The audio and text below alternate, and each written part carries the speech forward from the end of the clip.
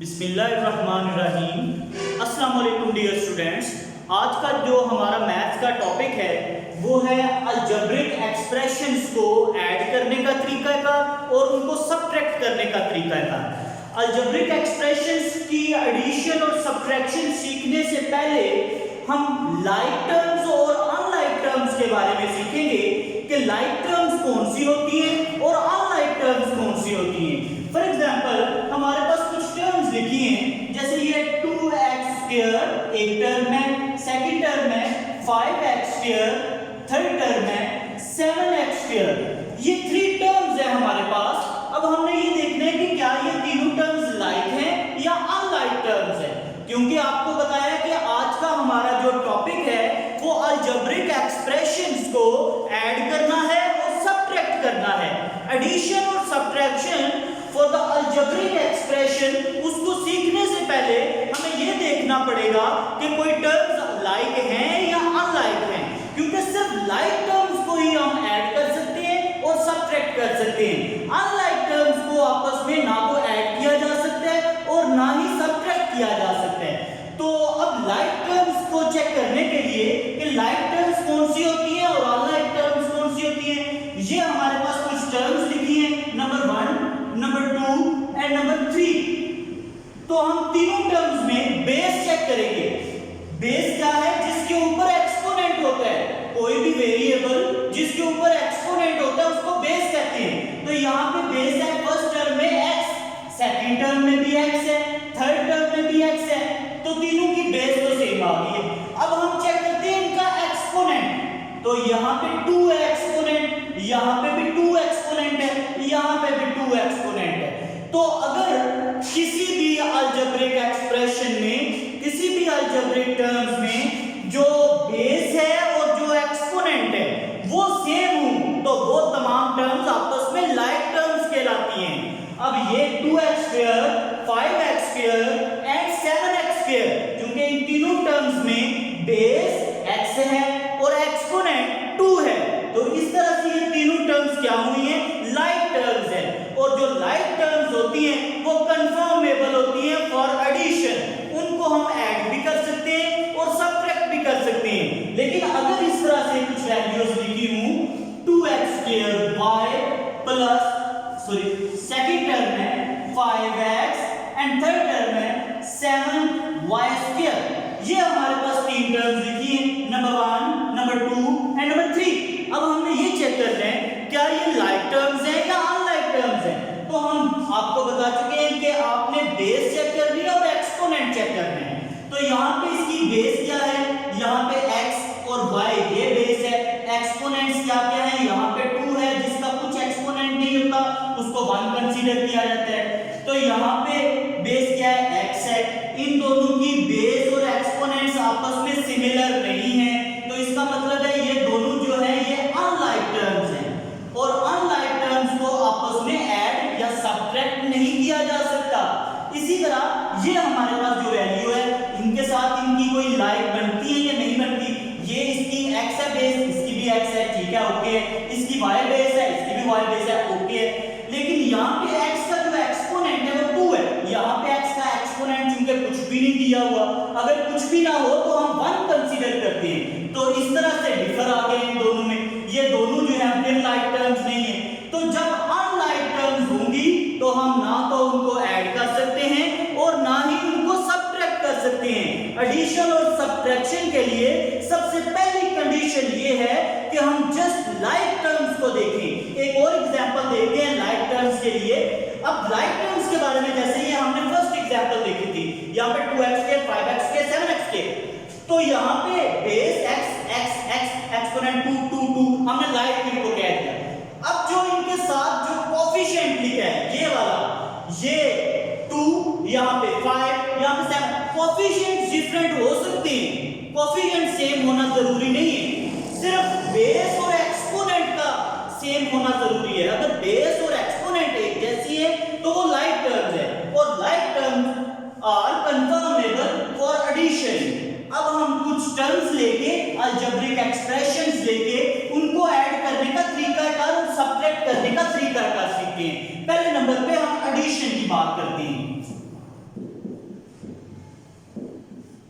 Addition के लिए for example हमारे पास एक वैल्यू लिखी है, एक टर्म लिखी है 5x² और दूसरी टर्म हमारे पास लिखी है 3x²। तो इनको हम ऐड करना चाह रहे हैं कि इन दोनों को कैसे ऐड किया जा सकता है। तो ऐड करने के लिए जस्ट जो कोफिशिएंट्स हैं इनके उनको ऐड किया जाएगा। कोफिशिएंट्स फर्स्ट में क्या है 5, सेकंड में क्या है 3।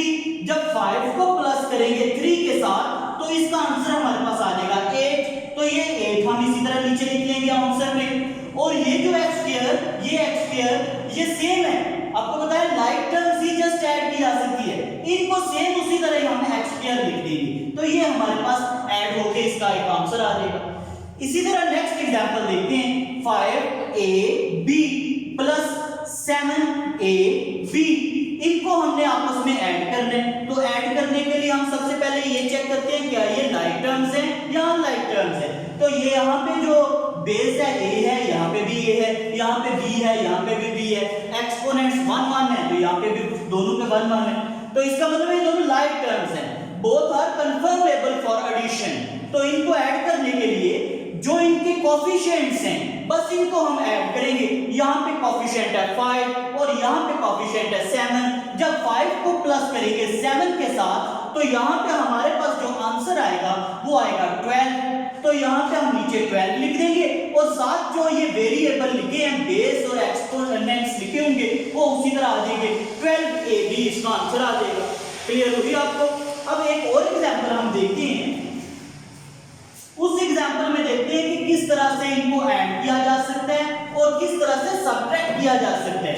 फॉर एग्जांपल हमारे पास एक अलजेब्रिक एक्सप्रेशन लिखा है 5x² प्लस 3y प्लस 2, एक ये अलजेब्रिक एक्सप्रेशन है। सेकंड अलजेब्रिक एक्सप्रेशन हमारे पास है 5y प्लस 2x² प्लस 3। ये दो हमारे पास अलजेब्रिक एक्सप्रेशंस हैं, इनको हम वर्टिकली ऐड करना चाहते हैं। तो ऐड करने के लिए दोनों में से कोई सा भी एक्सप्रेशन हम पहले लिख लेंगे। जैसे ये वाला फर्स्ट वाला हम पहले लिख लेते हैं 5x² प्लस 3y प्लस 2, ये हमने फर्स्ट पे लिख लिया। अब सेकंड पे जो हमने अलजेब्रिक एक्सप्रेशन लिखना है वो इस तरतीब के साथ लिखना है कि लाइक टर्म के नीचे लाइक टर्म को लिखा जाए। यानी अब यहाँ पे अगर हम पहले नंबर पे 5y लिख देंगे तो यहाँ पे इसका जो बेस है वो x है, यहाँ पे इसकी बेस जो है वो y है, यहाँ पे एक्सपोनेंट 2 है, यहाँ पे एक्सपोनेंट 1 है। तो इन दोनों को आपस में हम ऐड कर ही नहीं सकते, तो इन दोनों को आपस में एक दूसरे के अपवर्ड डाउनवर्ड नहीं लिख सकते। तो अब आप देखते हैं कि x² वाली कोई टर्म इसमें दी है मुकम्मल एक्सप्रेशन में। यस, ये हमारे पास है x² वाली। तो फर्स्ट पे हम ये लिखेंगे 2x², अब उसके बाद प्लस का साइन। अब y वाली कोई टर्म है दिस वन इज 5y, उसके बाद हम देखते हैं कि कांस्टेंट कोई वैल्यू है। यस, ये कांस्टेंट है। कांस्टेंट ऐसी वैल्यू होती है जिसके साथ कोई वेरिएबल मल्टीप्लाई ना हो रहा हो, जस्ट न्यूमेरिकल वैल्यू हो। तो ये कांस्टेंट है हमारे पास, प्लस 3 हमारे पास आ जाएगा। अब इनको ऐड करने के लिए सिंपल वही मेथड, कोफिशिएंट्स को आपस में ऐड करेंगे। यहाँ पे 5 को 2 के साथ 7x² इधर आ जाएगा। इनको आपस में जो एक्सपोनेंट्स होते हैं उनको ऐड नहीं करना, एडिशन में उनको सेम उसी तरह लिख लेंगे। ये x² लिख लेंगे प्लस 5 प्लस 3a और साथ y प्लस ये दोनों जो हमारे पास कांस्टेंट हैं 3 प्लस 2 5, ये हमारे पास ऐड करके आंसर आ जाएगा। अब हम नेक्स्ट एग्जांपल देखते हैं कि एडिशन को किसी और एक एग्जांपल के जरिए। आज एडिशन मुकम्मल तौर पे आपकी क्लियर हो जाएगी। एक एग्जांपल है जैसे 5x प्लस 3y² और दूसरे नंबर पे हमारे पास लिखा है 5y प्लस 3y²। ये हमारे पास दो एक्सप्रेशंस लिखे हैं, इनको हम आपस में ऐड करना चाहते हैं। तो इनको ऐड करने के लिए दोनों में से कोई सा भी एक्सप्रेशन पहले लिख लेंगे। जैसे हम ये पहले लिख लेते हैं 5x प्लस 3y², ये हमने पहले नंबर पे लिखी है।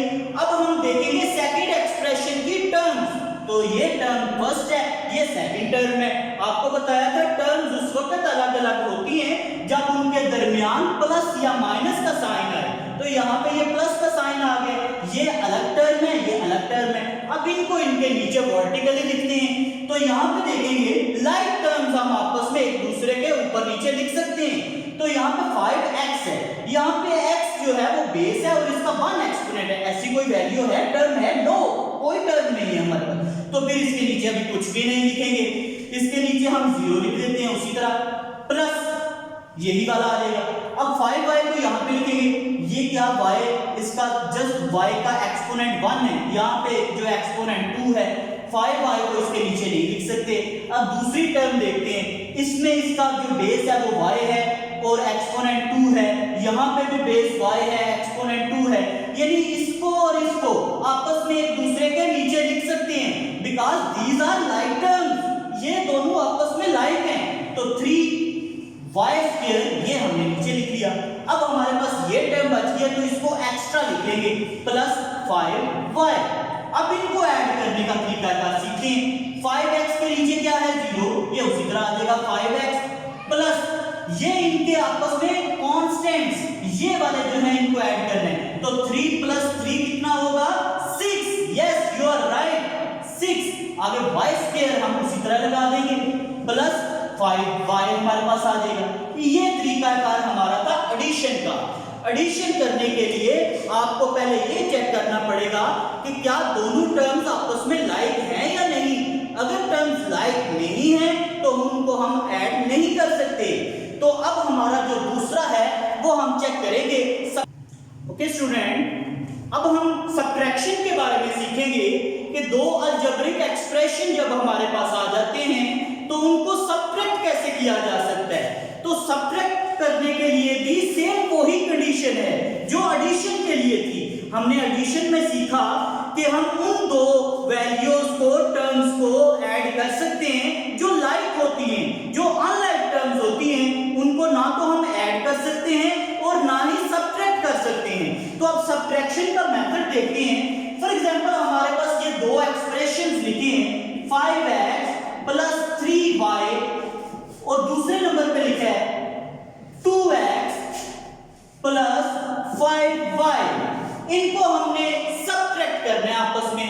तो सब्ट्रैक्ट करने के लिए सेम वही मेथड, कोई सा भी एक्सप्रेशन हम ऊपर लिख लेंगे, 5x + 3y, ये वाला हमने पहले नंबर पे लिख दिया। दूसरे नंबर पे अब हम ये वाला लिखेंगे, लेकिन लाइक टर्म के नीचे लाइक लिखेंगे। यहां पे इसकी बेस है x, यहां पे बेस है x, यहां पे एक्सपोनेंट 1, यहां पे भी 1, तो इस वैल्यू को इस वैल्यू के नीचे लिखेंगे। यहां पे आ जाएगा 2x प्लस ये हमारे पास आ जाएगा 5y। अब इन दोनों को हमने सब्ट्रैक्ट करना है। तो सब्ट्रैक्ट और एडिशन में यहां पे डिफरेंस आने लगा है। सब्ट्रैक्ट करने के लिए और ऐड करने के लिए दोनों में क्या डिफरेंस है वो यहां पे हम देखने लगे।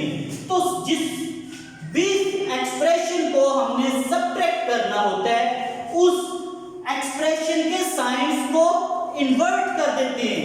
इन्वर्ट करने का मतलब है उनको ऑपोजिट कर देते हैं। जिसके साथ प्लस का साइन हो उसके साथ माइनस का साइन कर देते हैं, और जिसके साथ माइनस का साइन हो उसके साथ प्लस का साइन कर देते हैं।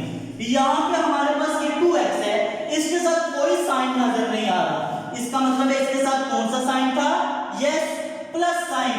अब प्लस साइन को हमने किस में कन्वर्ट करना है, इसका ऑपोजिट। तो प्लस का ऑपोजिट कौन सा होगा, माइनस, तो ये माइनस लगा दिया।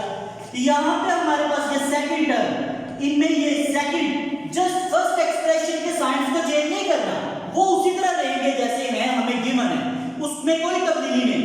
जस्ट सेकंड जो सब्ट्रैक्ट हो रहा होगा उसके साइंस हमने चेंज करने हैं। तो ये फर्स्ट टर्म का साइन चेंज कर दिया, अब सेकंड टर्म में प्लस है, यहाँ पे माइनस हो जाएगा। अब हम इनको सॉल्व कर लेते हैं। अब देखें एक अहम बात, ये थोड़ी सी बात जो है वो आपने ध्यान से देखनी है। इंटीजर्स को प्लस करना कैसे है, माइनस करना कैसे है। फॉर एग्जांपल हमारे पास एक है वैल्यू 5 + 3, एक हमारे पास ये कंडीशन है फर्स्ट। सेकंड कंडीशन है हमारे पास -3 - 4, और थर्ड कंडीशन जो हमारे पास है वो है 7 + -3। ये तीन कंडीशंस है हमारे पास।